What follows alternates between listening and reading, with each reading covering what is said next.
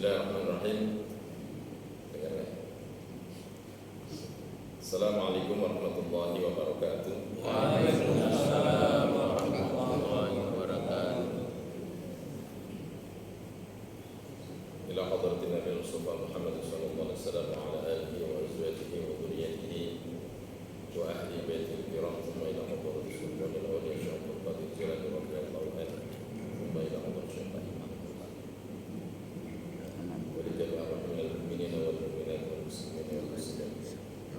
شهد لا إله إلا الله الفاتحة.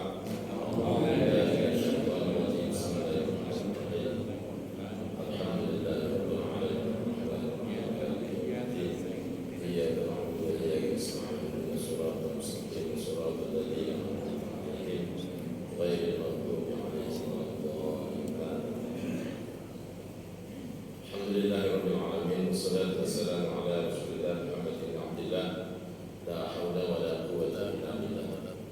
اللهم صل وسلم وبارك على سيدنا المصطفى سيدنا محمد صلى الله عليه وسلم. أما بعد، قال الله تعالى في كتابه الكريم: أعوذ بالله من الشيطان الرجيم. يرفع الله الذين آمنوا منكم والذين أوتوا العلم درجات. الآية. صدق الله العظيم. Hadratul Mukarram, para alim, para ulama, para asatidz wal asatidah, para tokoh masyarakat yang kami hormati, yang dimuliakan oleh Allah Subhanahu wa taala. Yang kami hormati pengurus ketua dan pengurus DKM Masjid Nurul Huda di Komplek Gerhard ini, Bapak-bapak dan saudara-saudari yang kami hormati, yang kami muliakan. Puji syukur alhamdulillah pada pagi hari ini kita semuanya alhamdulillah telah melaksanakan sholat subuh berjamaah, dan alhamdulillah kita semuanya pagi hari ini kembali dibangunkan oleh Allah Subhanahu wa taala. Sementara banyak saudara-saudara kita yang mungkin belum bangun atau mungkin tidak bangun lagi. Nah, makanya tadi kalau kita setelah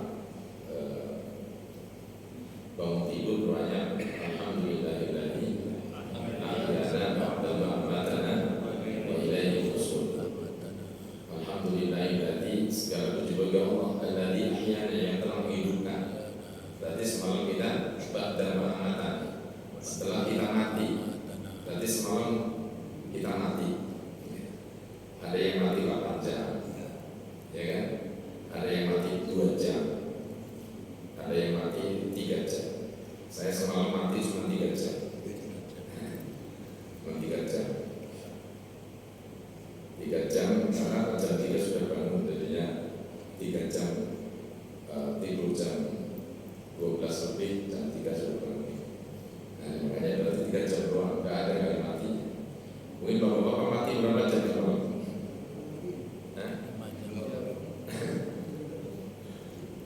Makanya kan Imam Ghazali mengatakan an-naum sibul maut. Mati itu yang menyerupai, tidur itu menyerupai mati. Nah ini kan, jadi tidur itu menyerupai mati. Kenapa menyerupai mati? Orang mati dikasih bakso nggak mau, ya kan? Dikasih makan juga nggak mau. Sama orang tidur juga nggak mau juga. Jadi sibul maut. Jadi an-naum sibul maut. Jadi tidur itu yang menyerupai mati. Maka alhamdulillah, alhamdulillah kita bersyukur kepada Allah Subhanahu wa taala. Pagi hari ini kembali Allah bangunkan kita. Maka banyaklah kita bersyukur kepada Allah Subhanahu wa taala. Kenapa? Li'anna kullama zada asyukru kullama zada as-sa'adah. Orang yang banyak syukurnya insyaallah akan bertambah kebahagiaannya. Makanya kalau kita ingin bahagia, banyak-banyaklah kita bersyukur kepada Allah Subhanahu wa taala. Yang kedua, marilah kita perbanyak baca sholawat dan salam kepada junjungan Nabi kita Muhammad sallallahu alaihi wasallam. Mudah-mudahan telah kita akan mendapatkan syafaatul uzma, syafaat yaumil qiyamah. Amin ya rabbal alamin. Bapak-bapak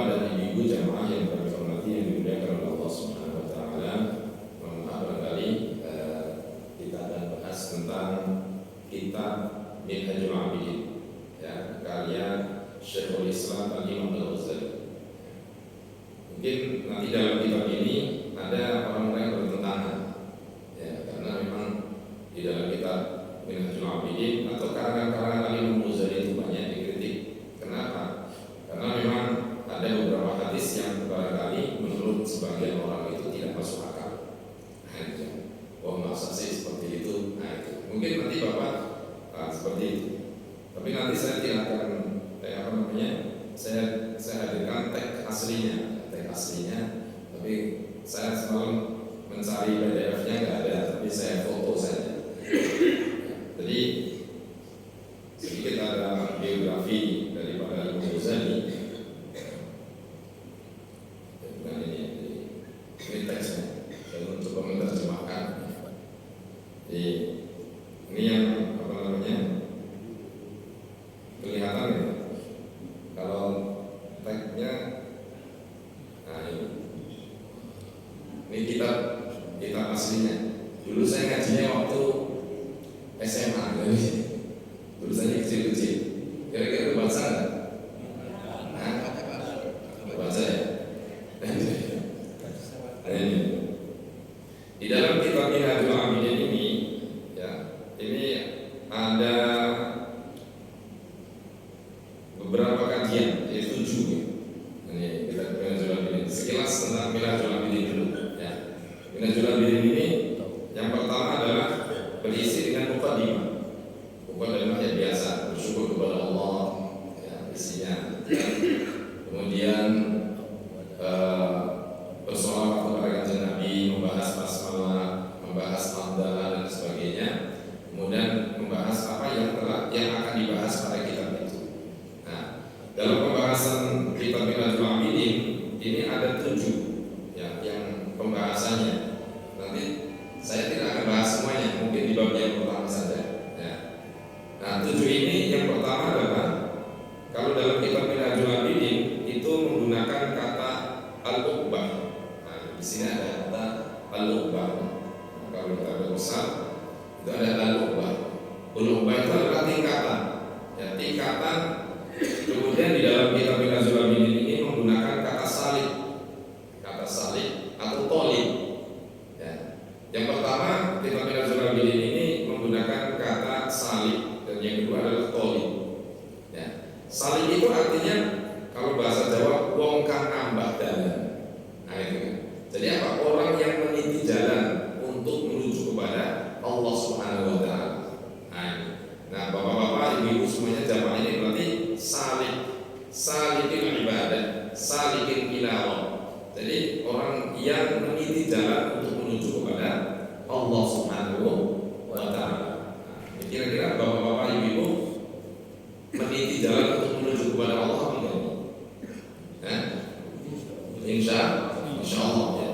Menuju kepada Allah itu kenapa? Karena kita inna lillahi wa inna ilaihi rajiun, datang dari Allah, kembali juga kepada Allah. Pertanyaannya, kita datang dari Allah, ketika datang kepada Allah lagi diterima atau tidak?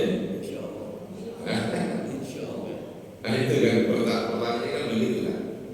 Karena ada tuh anak yang memang datang dari orang tuanya, tapi ketika datang lagi ke rumah ada yang ditolak, ada yang diterima, gitu kan? Ada yang diterima dengan seberut, ada yang diterima dengan baik. Nah, kira-kira nih kita datang kepada Allah, Allah itu senyum atau seberut?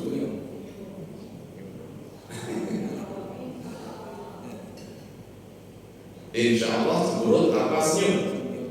Senyum. Ya, senyum. Senyum ini berarti bagian daripada min ahlil jannah. Kan gitu kan? Min ahlil jannah. Karena wujuh musfirah wa dhahikatun mustabsyirah. Jadi ahli surga itu ya selalu senyum, ya, selalu bahagia, nah, wajahnya tidak pernah cemberut. Jadi kalau orang yang wajahnya cemberut terus, nah ini tanda-tanda ahli. Kalau insya Allah Bapak Ibu cuma semuanya, ini ahli senyum, namanya ahli surga. Amin ya rabbal alamin. Nah, ini namanya salikin ibadah ila Allah. Jadi orang yang meniti jalan menuju kepada Allah Subhanahu wa taala. Yang kemudian yang kedua dalam kitab ini disebut dengan tolib. Ya, tolib itu adalah sang pencari. Mencari apa yang dituju adalah mencari ridho Allah Subhanahu wa taala. Nah, karena wabtahu, mencarilah kalian kepada ridho Allah Subhanahu wa taala. Kita itu yang dicari dalam kehidupan ini harus ya mencari dan mencari apa yang harus dicari, ridho Illahi taala, ridho Allah Subhanahu wa taala. Maka dalam kitab Minhajul Abidin ini disebut dengan tingkatannya al-uqbah. Uqbah itu berarti tingkatan anak tangga. Jadi orang kalau ingin meniti pada ke atas itu harus meniti al-uqbah. Ya, al-uqbah itu tangga. Misalnya mau ke atas nggak ada orang yang loncat. Ya. Jadi al-uqbah atau bisa juga kalau dalam kitab ada salamul fudhal. Jadi tangga-tangga meniti ke apa namanya anugerah Allah Subhanahu wa taala. Ini tolong. Ini maka Bapak Ibu jamaah yang dimuliakan oleh Allah Subhanahu wa taala, insyaallah kita itu bagian daripada salikil ibadah ila Rabb wa talib, mencari talibun li ridhoillahi ta'ala, mencari ridho Allah dan mencari pertolongan Allah Subhanahu wa taala. Ini. Kemudian yang kedua, kitab ini berisi dengan ilmu dan ma'rifat. Nah, jadi al-ilmu wal ma'rifat. Jadi berisi tentang ilmu, membahas tentang ilmu. Ma'rifat itu berarti arofa ya'rifu, mengenal. Jadi orang yang ma'rifat itu berarti orang yang sudah kenal dengan Allah. Nah, jadi orang yang ma'rifat itu berarti orang yang kenal dengan Allah. Nah, kira-kira kita sudah kenal dengan Allah belum? Nah, kita bahas tentang tasawuf ya, karena kan suruh ganti, jadi mohon maaf kalau yang ganti itu nggak sama dengan yang apa namanya yang menggantikan nggak sama yang aslinya ya. Jadi ilmu ini adalah untuk membuka. Jadi maka dalam kitab usul fikih itu disebut al ilmu sifatun yang kasyifu biha inkisyafat tama. Nah, jadi ilmu adalah sifat di mana dengan sifat tersebut terbuka selebar-lebarnya apa? Yaitu problem-problem atau pengetahuan-pengetahuan, baik pengetahuan agama ataupun pengetahuan umum. Nah, itu kan inkisyafan itu dengan ilmu. Maka nanti kita akan bahas di situ. Kemudian bab yang ini yang pertama adalah ilmu dan ma'rifat. Tadi ma'rifat itu adalah kenal dengan Allah. Ya. Man arafa nafsah faqad arafa rabbah. Itu ungkapan Sayyidina Ali. Barang siapa yang mengenali dirinya sendiri maka dia akan kenal Tuhan. Ya, maka ma'rifat. Jadi kita harus mengetahui jati diri kita. Ya. Banyak manusia yang nggak kenal tentang dirinya. Benar kan? Kalau saya tanya pada bapak-bapak ibu, kira-kira bapak ibu itu siapa? Hah? Bapak ibu itu siapa kira-kira? Dari mana, sekarang di mana, mau kemana? Nah, ini pembahasannya lumayan, ya. Tapi saya nggak mau terlalu dalam. Jadi kalau untuk mengenal diri kita ya yang pertama kita menggunakan kata filsafat. Dari mana kita? Kan? Dari mana? Minallah. Di mana sekarang? Di dunia. Nah, kan? Mau kemana kita? Mau kemana? Mau kemana? Mau ke akhirat. Nah itu kan. Dari mana? Sekarang ada di mana? Mau kemana kita? Nah, sehingga dengan begitu kita kenal diri kita. Kalau orang sudah kenal dengan dirinya sendiri, maka nggak belagu. Kan gitu. Oh ternyata begitu. Dia jadi orang alim yang tawadhu. Dia menjadi orang yang kaya tawadhu. Ya. Dia menjadi orang biasa yang tawadhu dan semuanya. Ya. Kenapa? Karena dia ma'rifat.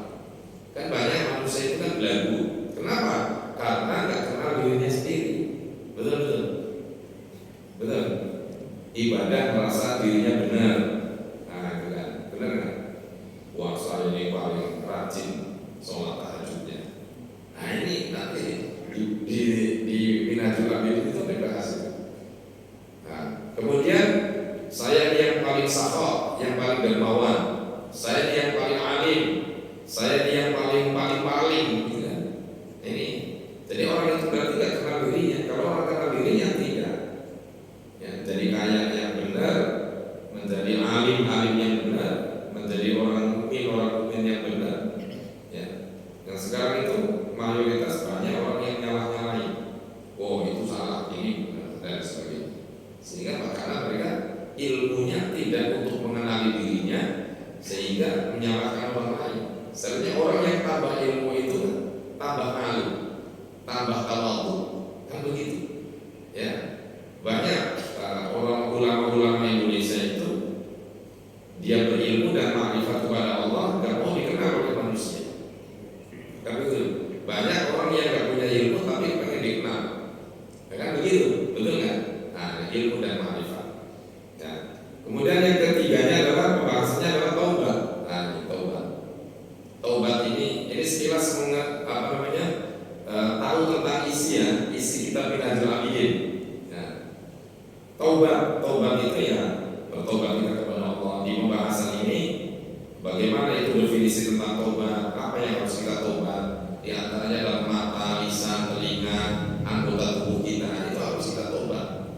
Ya, taubat lisan kita ini banyak ngomong, akhirnya taubat. Mata kita banyak mendalam mendelik kesana kemari, taubat. Ya. Kemudian yang ketiganya adalah atau keempatnya awali godaan manusia yang salih atau tolik. Jadi banyak godaan. Orang yang beribadah itu banyak godaan. Ya, di antaranya adalah godaan dari dirinya sendiri. Nah, jadi godaan itu yang pertama, godaan dari dirinya sendiri. Ya, apa itu godaan dari sendirinya? Nafsu. Contohnya apa? Yang pertama adalah riya. Nah, ini termasuk godaan. Tadi yang di awal saya sampaikan bahwa godaan orang yang salikul ibadah ilallah atau talib untuk mencari ridho Allah, godaan yang pertama adalah muncul dari dirinya sendiri. Nah, apa itu? Nafsu. Sehingga nafsu mengatakan, udah kamu jadi orang alim aja, biar kamu dipandang orang alim. Nah, ini berarti riya nanti jadinya. Kemudian yang kedua, ujub.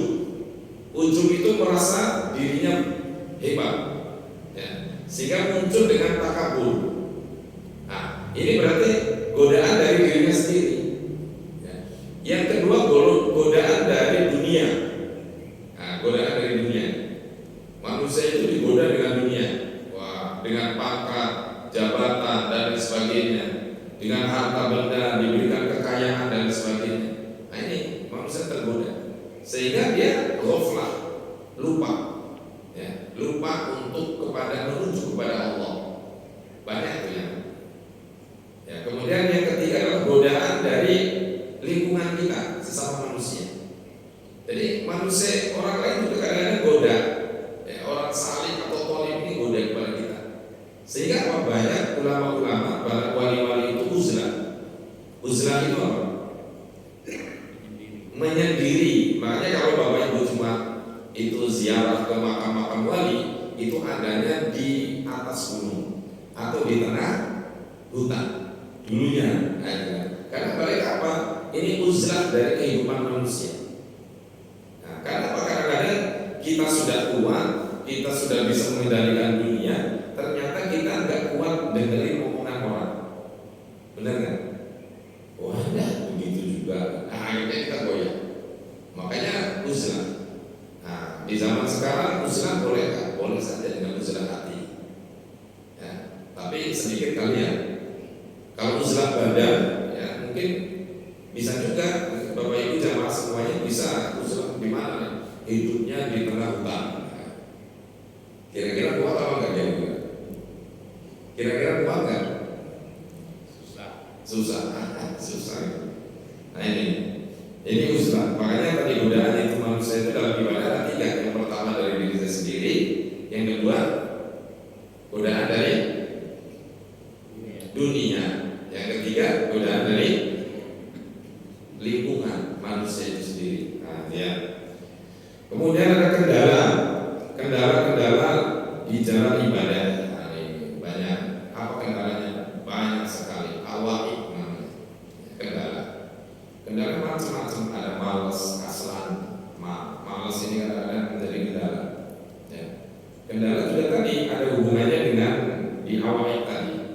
kendala dalam dirinya sendiri, ya. Ada dari emosi, dari nafsu kita, dari dunia juga termasuk itu, ya, kendala untuk menjalankan ibadah. Makanya Bapak Ibu jamaah, mungkin tadi ada yang mau ke masjid bangun tidur itu langsung semangat, ada juga bangunnya malas-malasan, ada juga waduh, ya kan, mau ke kamar mandi malas juga. Ini namanya awali, apa namanya, kendala. Kemudian ada dorongan dan motivasi, itu disebut dalam kitab ini roja wal khauf. Nah, roja dan khauf. Nah, perlu dalam ibadah itu kita ada roja. Roja itu penuh harapan untuk memberikan motivasi pada diri kita. Ya. Roja itu mengharap kepada Allah Subhanahu wa taala. Khauf juga begitu. Khauf itu harus kita munculkan dalam ibadah. Kita jangan merasa aman kalau kita sudah sholat. Jangan merasa aman kalau kita sudah bertobat. Jangan merasa aman kalau kita sudah sedekah. Jangan merasa aman kalau kita sudah beribadah keseluruhan. Harus ada harap-harap cemas, H2C. Nah, harap-harap cemas. Cemasnya apa? Takutnya sholat saya nggak diterima, ya kan? Karena apa? Dalam kehidupan ini tadi kita terlalu berharap kepada Allah, ternyata di dalam diri kita itu ada riya. Ternyata Allah tidak berikan pahala. Ya. Kenapa kita harus khauf? Ya, harus khauf. Ya, harus harap-harap cemas, gitu kan? Karena takutnya untuk memunculkan kehati-hatian kita dalam ibadah. Ya. Kemudian yang itu adalah menghindari faktor-faktor perusak ibadah. Jadi yang tadi penyakit hati. Penyakit hati itu harus kita hindari supaya apa? Ibadah kita tetap diterima oleh Allah Subhanahu wa taala. Yang merusak ibadah kita. Ibadah kita sudah bagus, sholat kita sudah bagus, jamaah kita sudah bagus, sedekah kita sudah bagus, tapi justru ada perusak-perusak yang ada dalam diri kita. Dan yang ini adalah pujian dan syukur. Hamdun wa syukur, memuji kepada Allah dan kita bersyukur kepada Allah Subhanahu wa taala. Ini pujian dan syukur ini berhubungan wa ta'alluqu bin ni'am atau bin nikmat, yaitu hubungannya dengan nikmat yang telah diberikan oleh Allah Subhanahu wa taala. Karena nikmat itu ada rizq utak, yaitu berhubungan dengan ada rizki duniawi, ada rizki atau yang disebut dengan taufik. Nah, rizki duniawi, ada rizki yang disebut dengan rizki akhirat. Nah, maka nikmat itu yang bisa dibagi dua, nikmat dunia dan nikmat akhirat. Nah, nikmat dunia akhirat atau nikmat akhirat itu adalah contohnya Bapak Ibu semuanya lahir sudah dalam keadaan muslim. Kemudian kita hidup dalam keluarga muslim, di lingkungan muslim, kemudian sampai tua kita muslim. Ini termasuk nikmat ukhrawi. Nah, itu nikmat dunia, contohnya ini contoh saja, ini sekilas saja ya. Ini contohnya adalah Bapak Ibu semuanya diberikan kehidupan dunia yang bagus, yang baik. Nah, sudah lahir, orang tuanya misalnya mapan dan sebagainya. Nah, ini contoh. Atau kita yang sudah ada misalnya hidup ini sudah diberikan oleh Allah Subhanahu wa taala dunia atau jabatan dan sebagainya. Ini contoh ya. Tapi itu bukan rizq tamlik namanya. Ya, azas manfaat saja. Jadi Allah itu berikan kepada kita nikmat itu di dunia bukan rizq tamlik. Namanya rizq rizq azas manfaat, dimanfaatin saja. Nah, itu. Baik, Bapak Ibu jemaah yang dimuliakan oleh Allah Subhanahu wa taala, itu sekedar isi kitab Minhajul Abidin supaya Bapak Ibu semuanya bisa ternyata kitab Minhajul Abidin isinya seperti itu ya.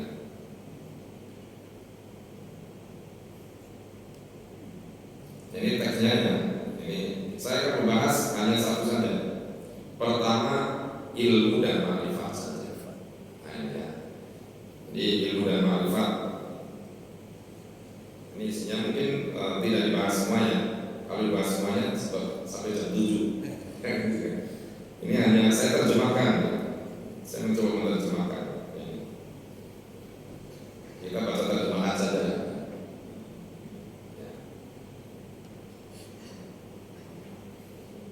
Nah ini.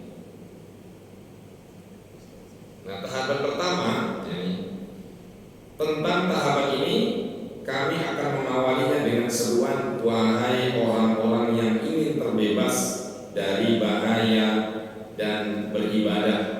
Nah, ini. Kalau teksnya begini, saya harus memunculkan teksnya. Nah ini disebut dengan fa'aqulu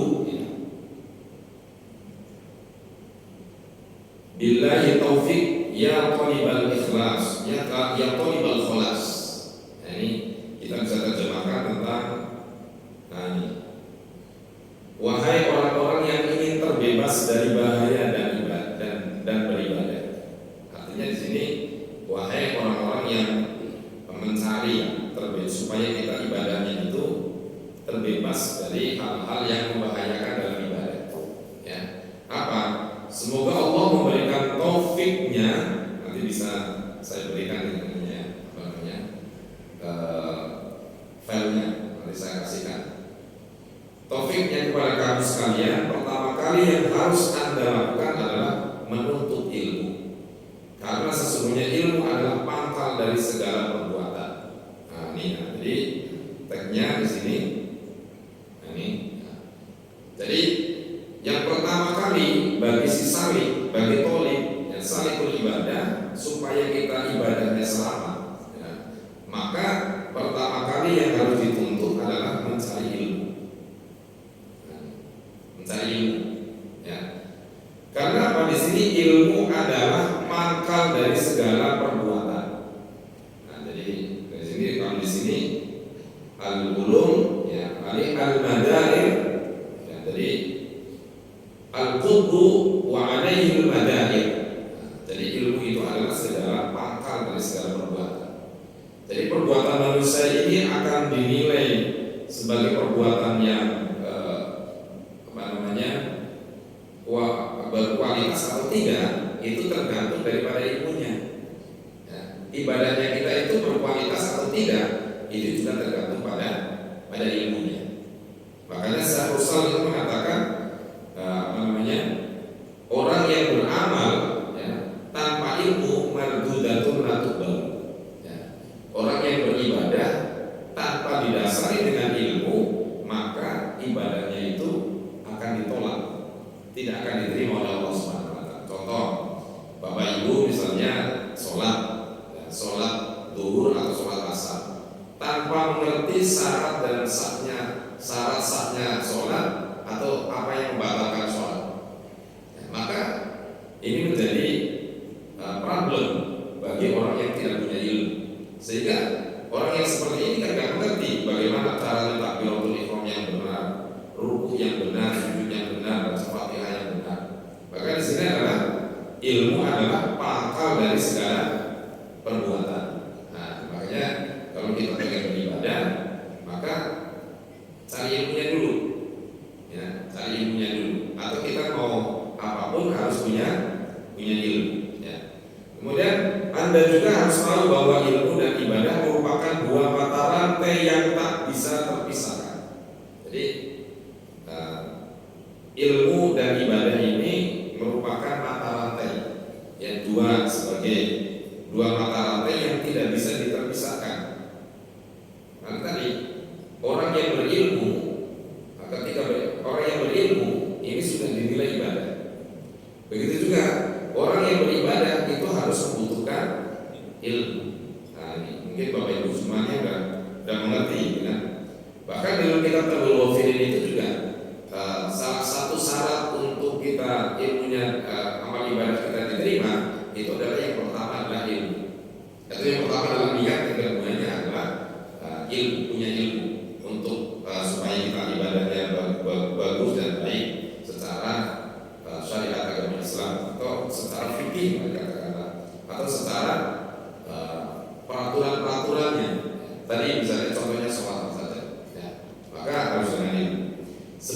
sesuatu yang kita lihat, kita dengar, dan kita pelajari pada dasarnya diciptakan untuk kedua hal tersebut. Jadi Allah itu menciptakan dunia ini, ya, yang kita lihat, yang kita dengar, yang kita pelajari, pada dasarnya diciptakan untuk kedua hal. Yang pertama adalah ilmu, yang kedua adalah ibadah.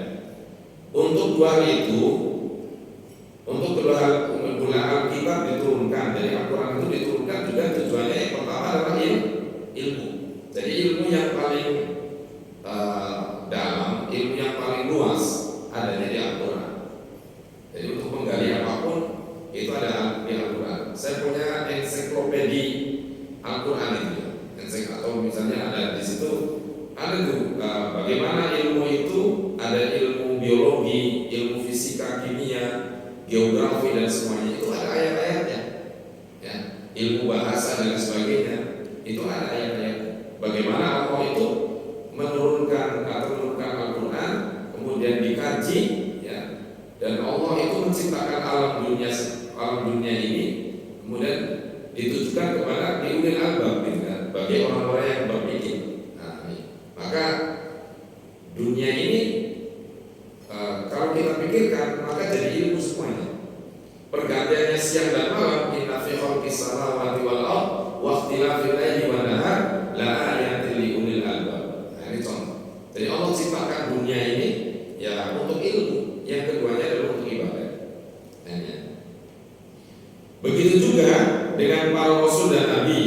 Nah, nabi dan rasul itu juga diturunkan, diutus itu ya untuk dalam rangka dua. Yang pertama adalah ilmu, yang kedua adalah ibadah, ya. Mereka diturunkan untuk keduanya. Bahkan Allah menciptakan langit, bumi dan segala isinya hanya untuk ilmu dan ibadah. Nah, ya. Ini kajian sampai jam berapa?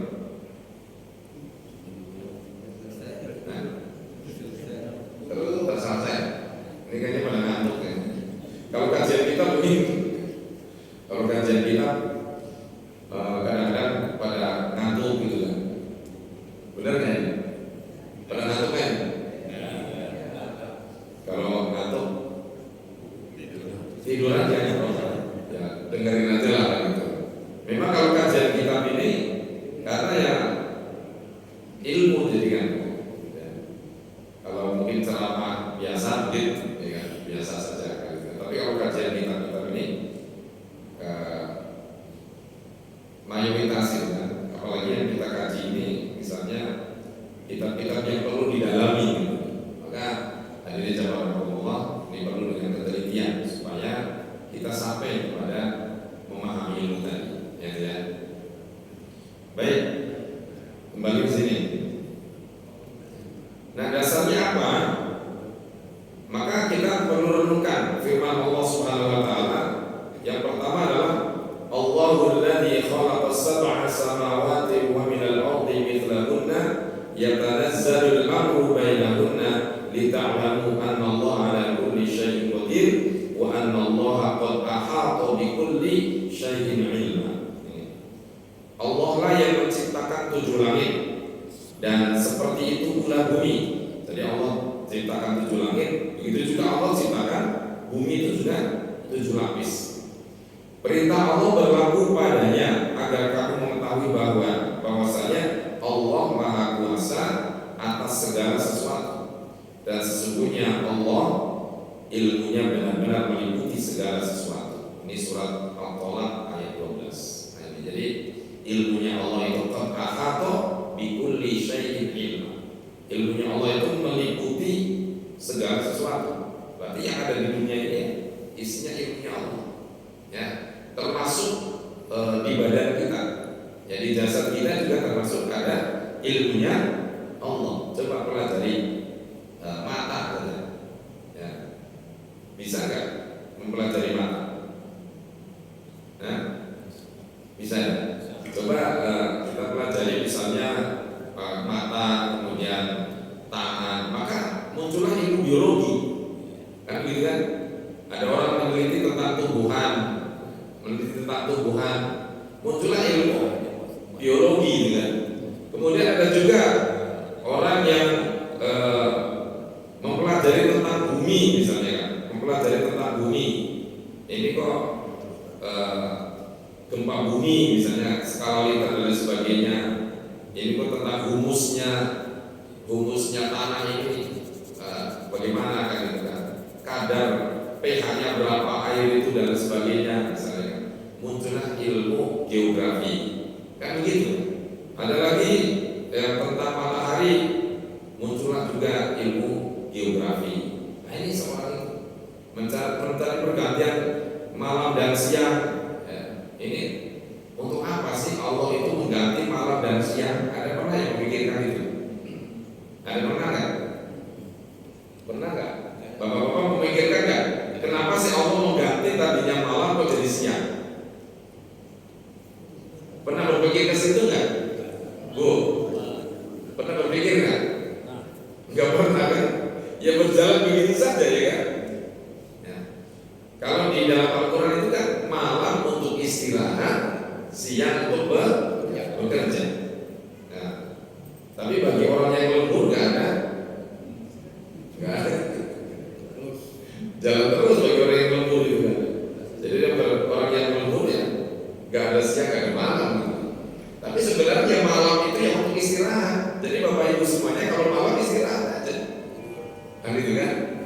Bahkan Rasulullah itu tidur itu di awal, Rasulullah itu sekitar jam 9 sudah tidur, dan bangunnya itu di awal, di sepertiga awal Rasulullah itu.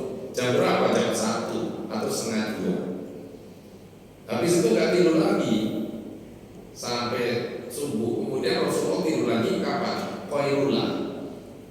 Kapan itu? Menjelang zuhur. Nah itu tidur Rasulullah. Habis itu nggak tidur lagi Rasulullah. Ya. Jadi kalau di dalam dunia kedokteran tidur minimal 8 jam. Kalau Rasulullah 8 jam kira-kira. Misalnya jam 9 lah, jam 9 itu sampai jam 1. 9, 10, 11, 12, 1, 5 jam. Nah Rasulullah berarti tidur cuma 5 jam. Nah, kalau kita berapa jam? Nah, makanya muncul penyakit-penyakit gitu kan. Dan ingat, saya sering sampaikan kepada teman-teman itu, Rasulullah tidak pernah ngajarin kita begadang gak tidur. Ada tuh teman-teman saya itu sampai nggak tidur sampai jam 3. Rasulullah nggak ngajarin begitu. Rasul itu ngajarinya kita tidur awal dan bangun lebih awal. Saya setuju nih, santri-santri misalnya, wah saya harus begadang untuk ibadah, enggak. Saya tetap dari dulu jam misalnya habis belajar saya tidur, jam 10 belajar selesai, saya langsung tidur. Begitu jam 2 bangun. Alhamdulillah terbiasa sampai sekarang. Tapi kalau misalnya ada jadwal ya tidur jam 1. Tapi biasa bangun ya bangun. Nah, itu. Kalau orang nggak biasa bangun kadang-kadang nggak bangun. Ya, bahasa namanya kebluk. Ya, kebluk itu apa? Nah ini kan jadi kajian ilmu. Ya. Kita kadang-kadang orang muslim nggak berpikir itu tentang ilmu tadi. Kenapa sih Allah mengganti siang dan malam? Ya, gitu kan? Nah, matahari dan sebagainya. Muncullah ilmu geografi, muncullah ilmu fisika, muncullah ilmu kimia, muncullah ilmu biologi, kan begitu? Benar kan? Jadi itu kajian dalam Al-Quran itu sebenarnya. Cuman ada di dunia ini diklaim itu adalah milik orang-orang Barat. Pada dasarnya adalah itu ilmu yang di sumbernya adalah Al-Quran. Nah ini Allah turunkan itu untuk ilmu. Dan ketika kita tafakur memikirkan ilmu itu, nah itu adalah beribadah kepada Allah Subhanahu wa taala. Maka ayat yang pertama turun, Iqra bismi rabbikal ladzi khalaq. Nah, baca. Nah, jadi untuk mempelajari. Nah, itu ya. Baik, lanjut saja. Kemudian juga ayat ini cukup menjadi bukti bahwa ilmu adalah sesuatu yang teramat mulia, terlebih ilmu tauhid. Nah, jadi ilmu ini mempelajari apa namanya? Ilmu adalah yang teramat mulia, terlebih ilmu tauhid. ilmu tauhid itu teramat mulia. Karena untuk mengetahui jati diri kita sebagai manusia dan kita mengenali Allah Subhanahu wa Ta'ala, itu yang disebut dengan ma'rifat. Ya, jadi orang yang sudah kenal mempelajari dirinya sendiri sehingga dia mengenali Allah Subhanahu wa Ta'ala. Maka ilmu itu kan ada tingkatannya, ya kan? Ilmu apa saja? Ilmu ada tingkatannya apa saja? Syariat, thariqah, ma'rifat. Nah, itu kan? Apa tadi? Syariat, thariqah, ma'rifat. Nah, ini saya kaji begini nyambung kan kira-kira. Tapi kayaknya nyambung ya. Ketinggian nggak sih? Nah, ini sudah. Takutnya ketinggian.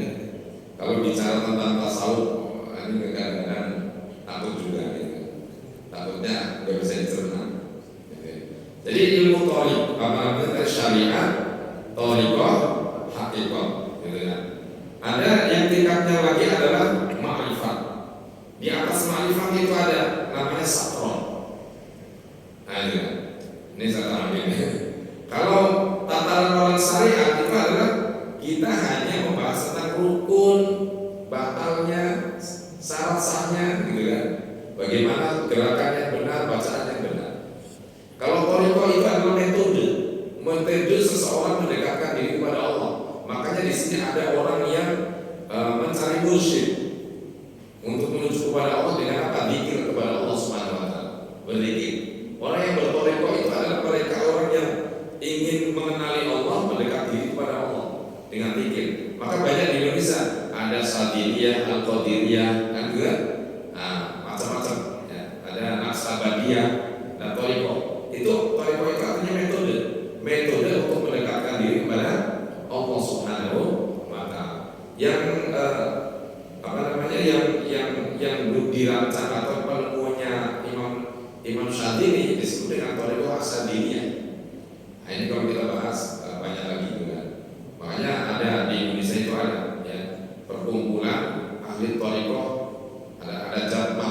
Ya, Jatma itu Jamiyah ahli thariqah apa? Muktabar ya, dan Jatma wa an-Nahdiyah gitu. Jadi Jatma itu. Kemudian kemarin ada muncul lagi Jatma, N-nya hilang. Nah, itu kan. Jadi ada muncul ya, wallahu alam gitu ya. Itu ininya apa saya nggak ngerti kan. Kenapa sudah ada Jatma kemudian muncul Jatma gitu. Ya, gitu kan. Jadi apakah untuk menyaingi dan sebagainya saya nggak ngerti. Ya, seharusnya tidak kalau menurut ulama kita seharusnya jangan Jatma, pakai namanya yang lain gitu. Hanya menghilangkan N-nya gitu ya. Itu thariqah. Kemudian kita ma'rifat. Ma'rifat itu berarti ilmu bagaimana kita itu bisa mengenali Allah. Tentunya adalah kita mengenali Allah dengan sifat-sifatnya. Kalau kita misalnya Ahlussunnah wal Jamaah, berarti harus kita mengenali tentang sifat wajib bagi Allah. Allah wujud, kita baqa mukhalafatul qawadisi yang mubinasi wa daniyah betul sampai terakhir sampai ke hukum. Nah, itu harus kenal. Kira-kira udah apa belum ya seperti itu? Belum ya. Kalau di tempat saya setiap malam Sabtu ya, hari Jumat malam Sabtu itu ada kajian fikih di rumah saya. Jamaahnya udah ada 25 orang. Nah, setiap malam Sabtu. Alhamdulillah sebelum kajian kita rapalan itu. Allah wujud kita baqa mukhalafatul awalithi iyamu bi nafsihi wa daniyatul irada ilmun hayy sama basar kalam qadiran muridan aliman hayat sami'an basiran mutakaliman. Apa kira-kira? Apa enggak? Ternyata ilmu Allah itu luas, betul. Luas kan kira-kira? Nah, luas. Nah, maka perlu Bapak Ibu semuanya kajian-kajian kita betul-betul, sehingga kita ngajinya nggak cukup dengan GP. Ya, kalau santri dibaca satu-satu kemudian di apa namanya diterapkan. Nah, ini ya. Dan inilah ya, itu termasuk ilmu tadi apa? Ilmu ma'rifat, bagaimana mengenali kepada Allah. Kemudian di atasnya ada apa tadi? Ilmu ma'rifat, kemudian ada namanya sakron. Sakron itu orang itu sudah nggak mau kenal dirinya sendiri. Tingkatannya itu berarti apa? Dia sakron itu kalau artinya gila gitu. Jadi maka ada wali-wali jadab itu ya, yang nggak mau kenal dirinya sendiri, mereka menggila, gitu kan? Tapi memang menggila bukan gila, gitu. Itu banyak di Jawa itu ada, ya. Di Jawa itu ada dulu. Dia hidupnya itu di apa namanya itu di pasar, makannya itu makanan sisa. Ya, dunia itu ditinggalkan. Ya, dunia sudah, padahal dia punya sawah banyak, ya, punya pesantren dan sebagainya. Tapi mereka tidak mau lagi karena apa? Sakron menggila. Apa cintanya hanya kepada Allah? Ya, jadi cintanya kepada Allah. Nah, itu subhanallah itu sakron. Tapi kalau kita sakron, ya nggak bisa ya kan? Jadi sakron itu. Jadi makanya Syekh Abdul Qadir Jilani itu, beliau itu pernah munajat kepada Allah sehingga beliau mengatakan ana wahidun fil ardi wa anta wahidun fis sama.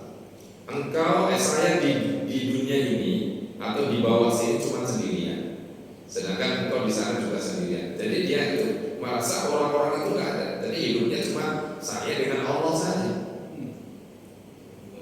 Nah itu kan, nah itu namanya sakron itu. Nah, kira-kira bapak-bapak ibu-ibu itu sudah sakron belum kira-kira? Nah, sakron keduniaan bisa juga ya. Mabuk dunia dan sebagainya gitu kan. Nah ini tingkatan yang seperti ini yang perlu sampai ke situ. Ya mudah-mudahan sampai ke situ. Nah ini. Jadi tadi ya, toriko, apa namanya syariat, toriko, marifat yang atasnya adalah sakron, ya sakron. Ya. Kemudian Allah juga berfirman, wa ma khalaqtul jinna wal insa illa liya'budun. Tidaklah aku ciptakan jin dan manusia hanya mengabdi kepadaku atau menyembah kepadaku. Nah ini jadi ayat ini, ayat ini menunjukkan kemuliaan ibadah, serta kewajiban untuk senantiasa menjalankannya. Betapa besar arti ilmu dan ibadah yang menjadi tujuan utama penciptaan dunia dan akhirat ini. Maka sudah sepantasnya bila kita itu mencurahkan segala yang kita miliki untuk mengejar ilmu pengetahuan dan menjalankan ibadah. Ketahuilah bahwa selain keduanya sama sekali tidak memiliki kebaikan dan tidak ada yang dapat diperoleh darinya. Jadi artinya di sini kalau seorang itu bukan tujuannya karena ilmu dan ibadah, maka nggak ada yang dilakukan, ya kan gitu. Nah, jadi hidup ini yang tujuannya yang pertama adalah untuk ilmu, yang kedua untuk ibadah. Wa ma khalaqtul jinna wal insa illa liya'budun. Maka kalau kita itu hidupnya nggak ada ibadah-ibadahnya, terasa apa? Ya, hamba terasa. Kan? Maka orang yang beriman kepada Allah, setiap lini pekerjaannya atau aktivitasnya diniati untuk ibadah. Karena wa ma khalaqtul jinna wal insa illa liya'budun. Jadi tidaklah aku ciptakan jin dan manusia hanya untuk mengabdi atau menyembahku. Ini saya ini aja ya. Nah ini. Sehubungan dengan itu, ini saya loncat aja supaya tenang semua. Kata Syekh Hasan Al-Basri, beliau mengatakan tuntutlah ilmu dengan tanpa menyampingkan ibadah dan beribadahlah dengan tanpa melepaskan ilmu. Wah ini kata-katanya bagus. Bahasa Arabnya ada di situ. Jadi tuntutlah ilmu dengan tanpa menyampingkan, mengesampingkan ibadah dan beribadahlah tanpa melepaskan ilmu. Nah, apa tiap kali ini? Apa kira-kira? Belum ya? Apa tuntutlah ilmu dengan tanpa menyampingkan ibadah, beribadahlah dengan tanpa melepaskan ilmu. Nah, jadi tadi maksudnya berarti kalau kita menuntut ilmu berarti tujuannya untuk ibadah. Nah, itu kan. Maka contoh di Indonesia nih, almarhum Profesor Dr. B.J. Habibie, beliau itu menyesal kenapa saya dari dulu itu tidak mempelajari agama. Nah, itu tidak mempelajari agama, sehingga beliau itu di masa-masa sepuhnya tuanya itu beliau mengabdikan ilmunya untuk agama, dan ilmu yang beliau punya itu sebagai wasilah untuk mengenal Allah Subhanahu wa Ta'ala. Dengan beberapa dialog beliau itu banyak, beliau itu, sehingga apa? Beliau itu ahli pesawat gitu kan, itu membandingkan dengan capung, gitu kan? Ya, ini selalu dibandingkan dengan capung itu, capung yang begitu bisa terbang dan sebagainya, ya, di dalamnya hanya organ dan sebagainya. Nah, itu dari situ. Sehingga kata beliau tidak ada ilmu, ya, tidak ada satupun ilmu yang tidak bisa untuk menuju kepada Allah, walaupun bukan ilmu agama. Jadi ilmu fisika, biologi, matematika itu bisa untuk menuju kepada Allah Subhanahu wa Ta'ala. Jadi nggak harus misalnya Bapak Ibu jamaah semuanya saya harus ilmu fikih. Jadi semua dengan kompetensinya, semua dengan bidangnya. Saya punya ilmu matematika atau saya di akuntansi, komputer dan lain sebagainya. Nah, sejatinya ilmu adalah bisa menuju kepada Allah Subhanahu wa Ta'ala.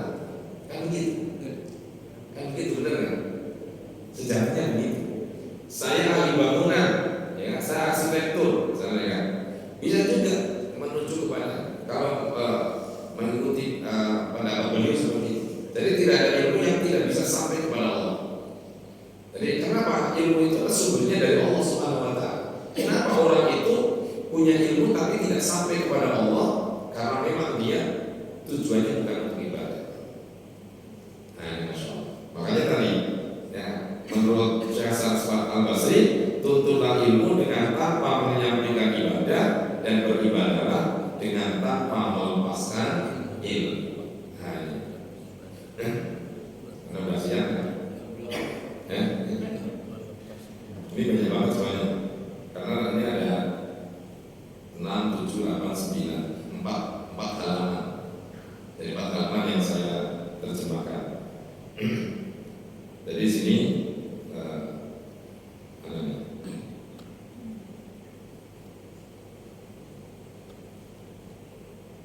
yang di sini. Ketahuilah bahwasanya ilmu harus dipelajari secara global. Yang harus kita pelajari secara global ada 3 macam. Ya. Yang pertama adalah ilmu tauhid, yang kedua ilmu sirri. Ya. Ini yang pertama nih, saya baca langsung. Dalam ilmu tauhid, sekedar mengetahui pokok-pokok agama bahwa Anda memiliki Tuhan yang Maha Kuasa. Nah, jadi ini yang pertama. Cermati. Dalam ilmu tauhid, sekedar mengetahui pokok-pokok agama bahwa Anda memiliki Tuhan yang Maha Kuasa. Karena di sini dalam kitab ini disebutnya Anta. Nah, berarti saya terjemahkan Anta adalah Anda. Anda itu punya Tuhan yang Maha Kuasa. Nah, ini yang pertama. Jadi kita itu memiliki Allah Subhanahu wa Ta'ala. Nah, berarti kita sudah bertauhid. Karena banyak orang yang merasa tidak punya Tuhan. Benar kan? Nah, ini dikembangkan oleh Marxisme, gitu. Marxisme. Kalau Marxisme itu dengan para komunis. Nah, ya. Tapi di akhir hayatnya Karl Marxisme itu menyesal sebenarnya. Ya, kenapa saya menyebarkan ilmu tentang tidak ada Tuhan? Karena menurut beliau adalah manusia hidup itu ya berjalan begitu saja. Adanya ya karena alam saja, nah, gitu. Tidak adanya ya karena alam saja. Nah, ini Karl Marxisme. Ya, jadi Kalau kita berpikiran bahwa tidak ada Tuhan, ya berarti kita punya paham tentang komunis, kan gitu ya. Kalau dulu kita dikembangkan di Jawa barangkali ada apa namanya itu hedonisme, ya, animisme, bukan hedonisme, animisme dan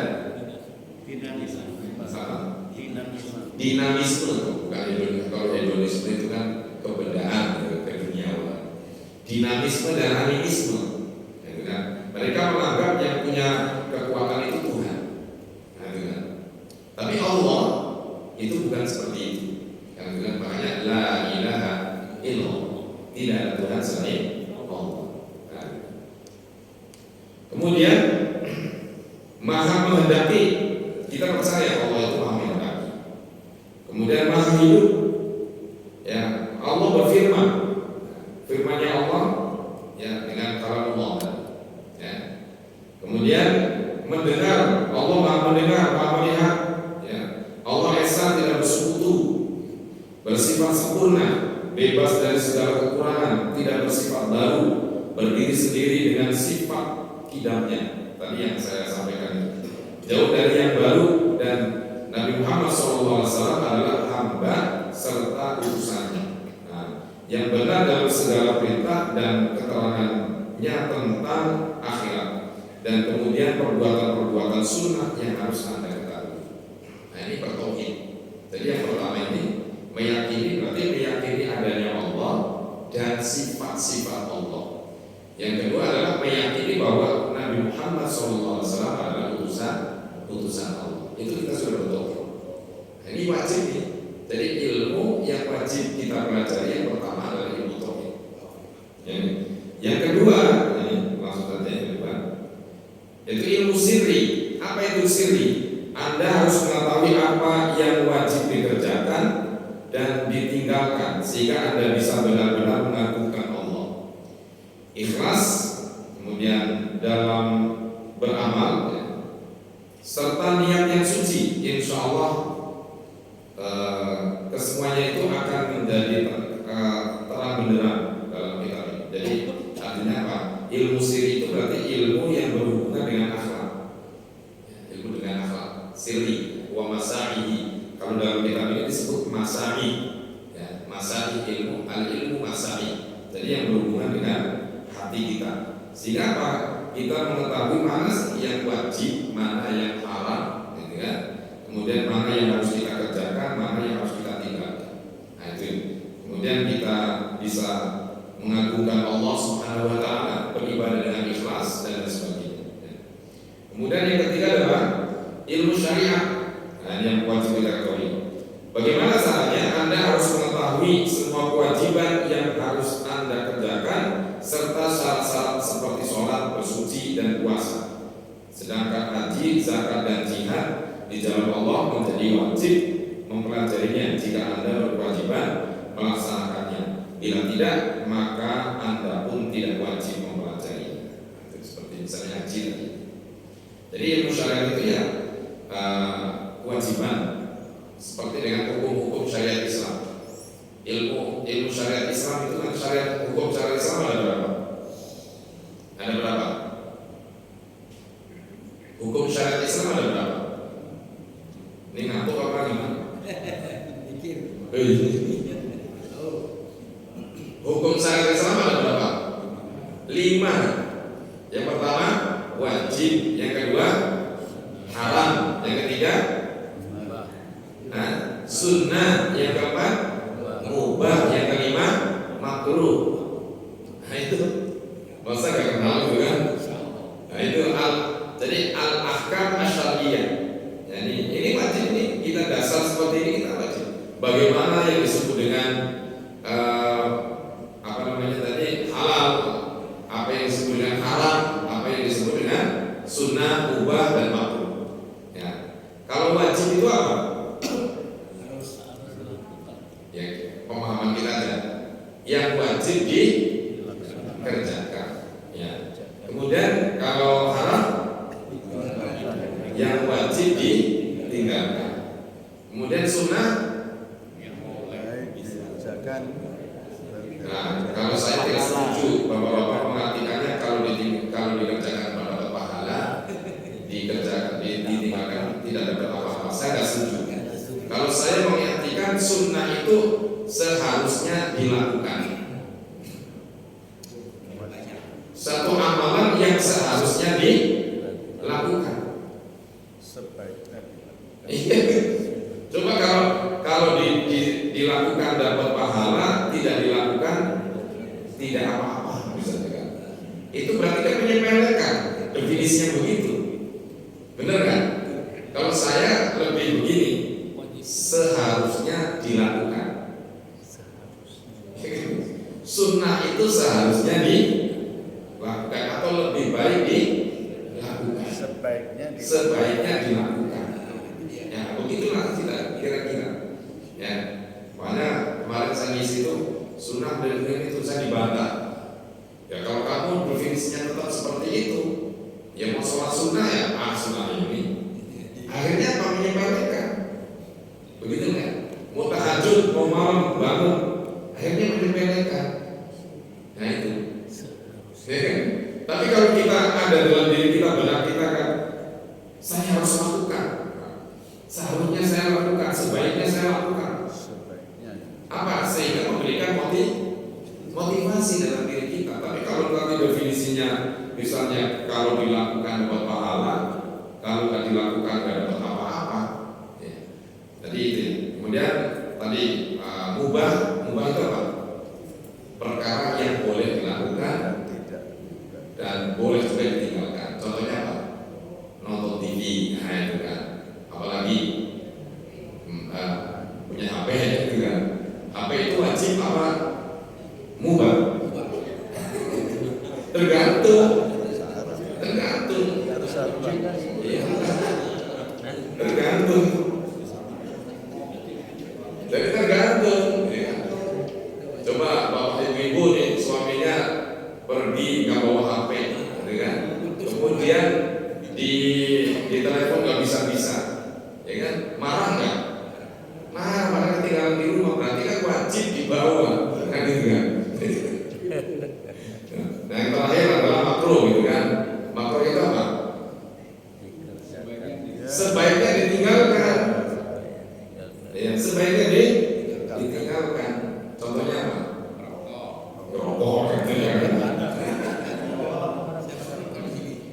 Contohnya rokok. Ada yang mengatakan rokok itu haram. Ya, haram itu bagi saya haram rokok itu. Karena saya nggak rokok. Ya, tapi bagi yang ada orang yang mengatakan rokok itu wajib, dia mau saya. Nah, itu. Tapi dasar hukumnya adalah makruh. Baik itu saja ya. Ini karena sudah siang, maka hadiah sudah lumayan. Gak ada pertanyaan? Ada pertanyaan? Ada yang tanya sunnah makan. Ya silakan.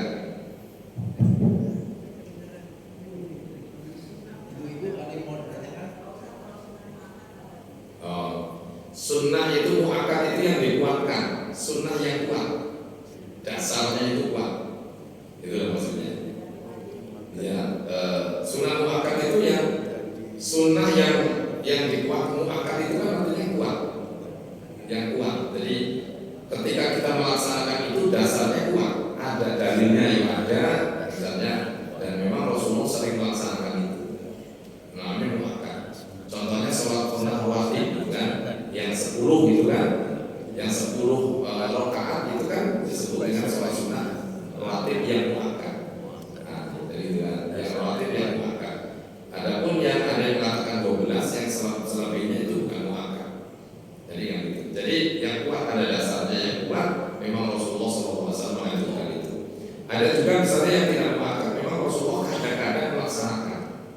Kan gitu kan? Kadang-kadang melaksanakan, kadang-kadang yang enggak gitu. Makanya tahajud itu muakkad apa bukan?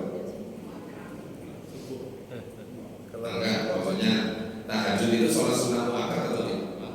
Muakkad. Gitu. Kalau rawatib muakkad. 2 rakaat sebelum subuh itu muakkad. Kan begitu. Nah, itu kira-kira seperti itu. Ada lagi? Paham? kira-kira Bu. Ya Bapak, mudah-mudahan saya bisa jawab. Assalamualaikum warahmatullahi wabarakatuh. Salam. Terima kasih Pak Ustadz tadi yang sudah dijelaskan bahwa di atas makrifat itu ada ilmu yang artinya lebih tinggi dari makrifat, yaitu sakral. Saya pernah mendengar pembicaraan antara Syekh Subakir dengan penakluk tanah Jawa, Pak. Nah, di dalam dialog itu dikatakan bahwa memang ada ilmu yang lebih tinggi dari makrifat itu. Mencapainya itu dengan memperkenalkan diri menuju bako ilallah itu. Jadi bersama Allah yang namanya musahadah. Ini kita sama-sama tidak antara musahadah dengan sakral ini, Pak. Terima kasih. Wassalamualaikum warahmatullahi wabarakatuh. Waalaikumsalam. Kalau musyahadah itu artinya terbuka, melihat yang tadinya tidak tampak menjadi tampak. Orang yang ilmunya sudah sampai kepada makrifat, kepada sakron itu, dengan sendirinya Allah buka mata hatinya. Nah, seperti tadi para wali-wali Allah itu, kalau misalnya ini tidak masuk akal. Seperti contoh teman saya itu begini. Teman saya itu kan pondoknya di Tebuirun. Nah, Tebuirun itu dulu waktu almarhum Gus Dur. Ini kesaksian teman saya. Jadi beliau itu ziarah lagi, teman saya lagi ziarah di makam Pak Hasyim Asy'ari. Kemudian Gus Dur itu tiba-tiba duduk di situ. Kemudian zikir, kemudian tiba-tiba Gus Dur itu ngomong begini kalau teman saya, sendiko, anu itu kan, berarti kan sedang ngobrol kan, mbahnya mungkin gitu kan. Nah ini makom-makom yang seperti ini, makom musyahadah, ya kan? Makom musyahadah itu bisa, saya Subakir misalnya tadi contohnya, atau dengan bisa bertemu dengan wali-wali Allah dan sebagainya, itu sudah makom musyahadah. Sudah dilihatkan oleh Allah kekuasaan Allah Subhanahu wa taala. Ini makomnya musyahadah.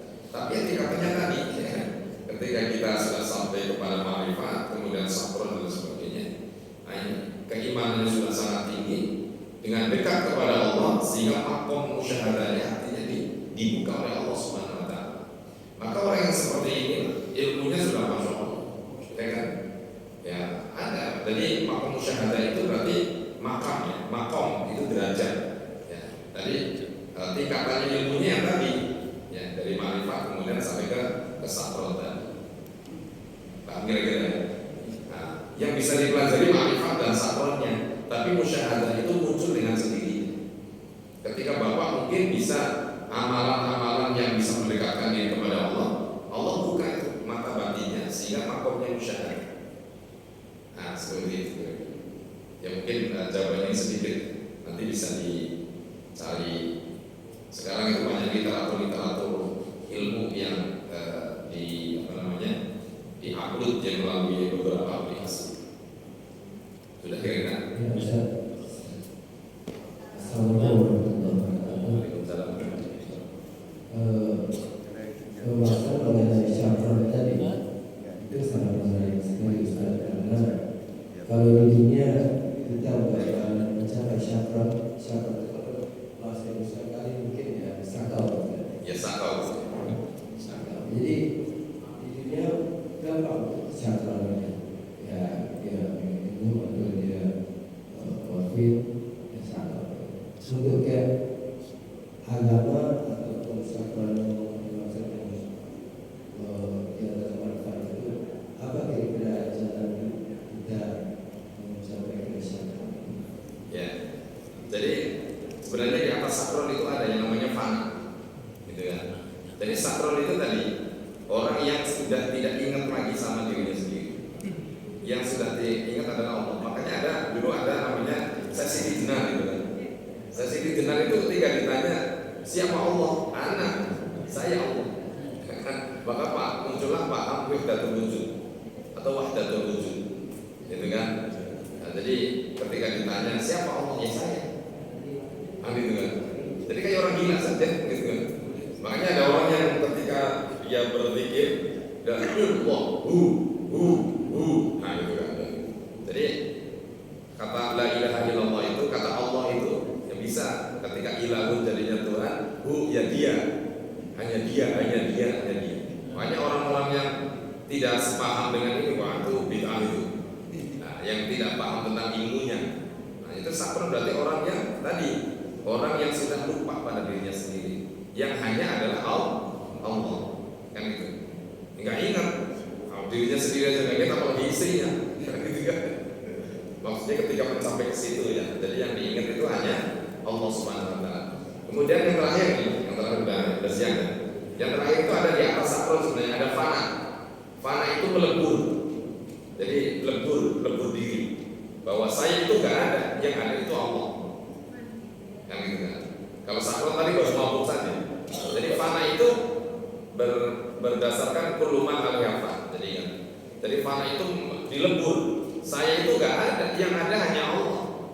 Dunia ada itu, yang nggak ada, yang ada cuma Allah. Nah itu gitu kan. Nah itu di atas sakral adalah fana. Baik itu saja ya. Siap. Sudah siang ini sudah lorong. Mataharinya tersilau. Baik itu saja yang dapat saya sampaikan. Mohon maaf barangkali memang mungkin Pak Arden nanti bisa ngobrol-ngobrol lagi. Ya, apa namanya kajian kita ini penuh dengan apa namanya lika-liku ya, supaya kita mencapai kepada Allah diri kita ya, tidak hanya mengurusi tentang rukun-rukun saja, tapi bagaimana kita itu mampu suruh kepada Allah ya, mampu mencapai kepada Allah Subhanahu Wa Taala. Baik itu saja kita akhiri dengan doa. Subhanallah wa bihamdihi.